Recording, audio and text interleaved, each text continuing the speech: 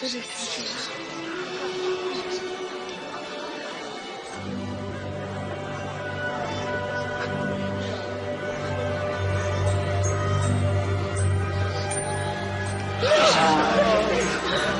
इसका चेहरा भी ठीक हो गया। विश्वास नहीं होता।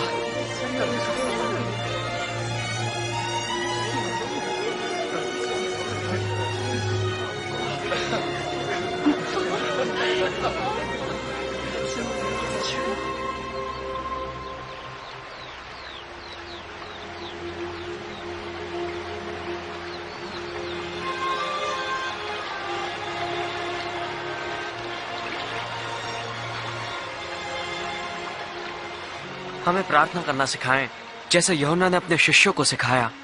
तुम इस तरह प्रार्थना करो, हे हमारे पिता आप जो स्वर्ग में हैं, आपका नाम पवित्र माना जाए, आपका राज्य आए, आपकी इच्छा जैसे स्वर्ग में वैसे ही पृथ्वी पर भी पूरी हो। हमारी प्रतिदिन की रोटी आज हमें दें, हमारे अपराधों को क्षमा करें जैसे हमने अपने अपराधियों को क्षमा किया है, और हमें परीक्षा में न पड़ने दें परंतु बुराई से बचाएं।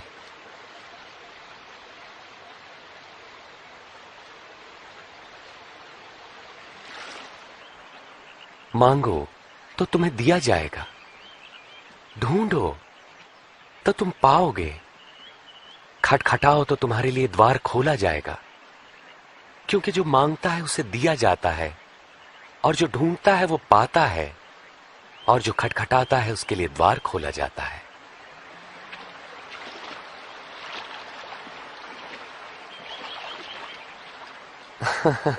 तुम में से ऐसा कौन पिता होगा जो अपने पुत्र को रोटी मांगने पर पत्थर देगा, या पानी मांगने पर उसे जहर देगा?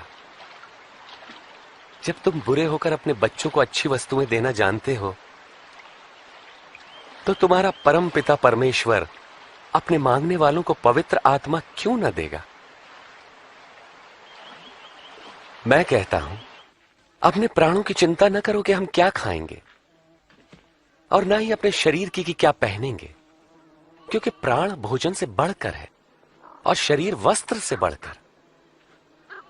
पक्षियों पर ध्यान दो, वे न बोते हैं, न काटते हैं, और ना ही उनके कोई भंडार हैं, फिर भी परमेश्वर उन्हें खिलाता है। और तुम तो पक्षियों की तुलना में कहीं बढ़कर हो।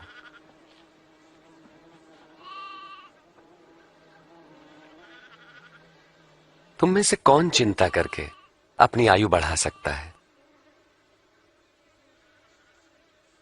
जब तुम ये छोटा सा काम नहीं कर सकते तो बाकी चिंता क्यों करते हो? इन फूलों को देखो, ये कैसे बढ़ते हैं। वे किसी तरह का परिश्रम नहीं करते। राजा सुलेमान इनमें से एक के समान भी सुंदर वस्त्र न पहन सका।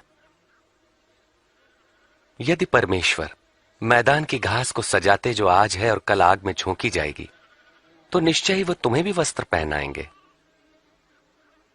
हे अल्पविश्वासियों, हमारे विश्वास को बढ़ाएं। यदि तुम्हारा विश्वास राई के दाने के बराबर भी होता तो तुम इस पेड़ से कहते कि जड़ से उखड़कर समंदर में जा लग, तो ये तुम्हारी बात मान लेता।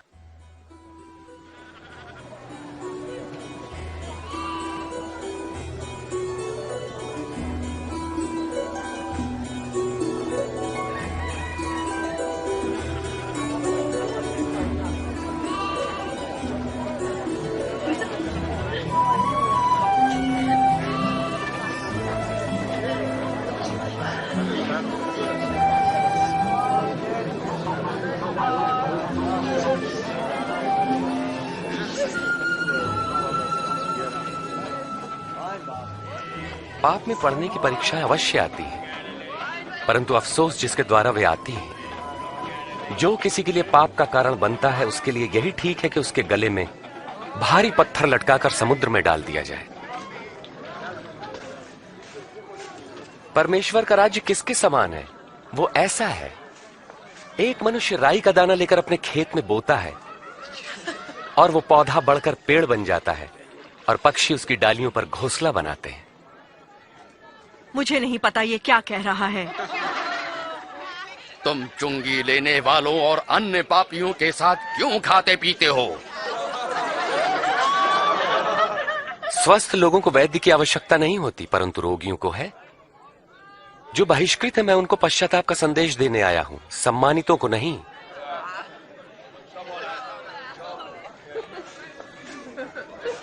हमें स्वर्ग के राज्य के बारे में बताएं। क्या और भी कुछ है? ऐ मेरे लोगों, भयभीत ना हो।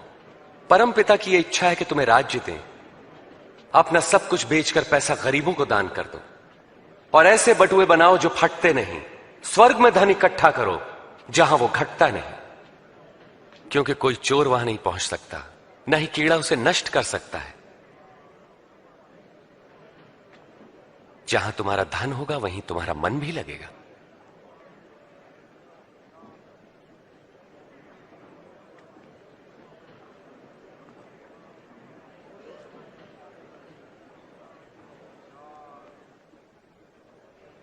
हे नारी, तुम अपनी बीमारी से मुक्त हुई।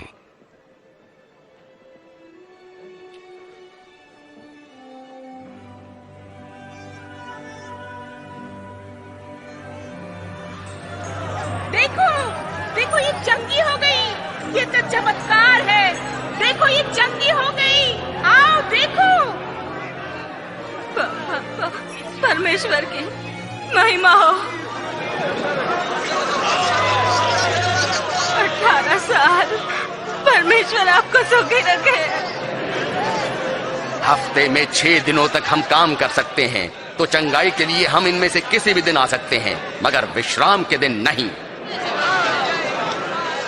अरे कपटियों, क्या विश्राम के दिन तुम में से हर कोई अपने गधे या बैल को खोलकर उन्हें पानी पिलाने नहीं ले जाता? और यहां पर यह स्त्री जो अब्राहम के वंश से है, जो 18 वर्ष तक शैतान के बंधन में थी, क्या विश्राम के दिन उसे मुक्त करना उचित न था?